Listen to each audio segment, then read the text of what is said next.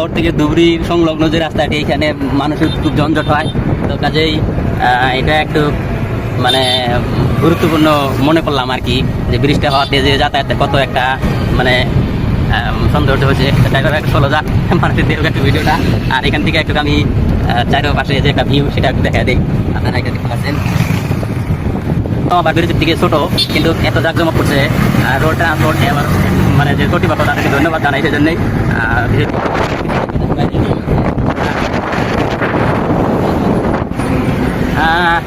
Video actually তৈরি করার উদ্দেশ্য যে শুধু সৌন্দর্য না, এখানে একটা মানে আমাদের এই যে ধুবড়ি শহরে যাতায়াতের জন্য যে আর একটা মানে সুবিধা হয়ে গেছে।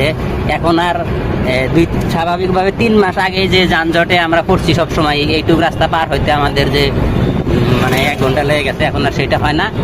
তো আজকের ভিডিও এই পর্যন্তই। এখন আমরা সরাসরি যে 3 পিনের রাস্তা পেয়ে গেলাম। তারপরে ওই রাস্তাটি একটু মানে ব্যস্তপূর্ণ আছে। এই পর্যন্তই মানে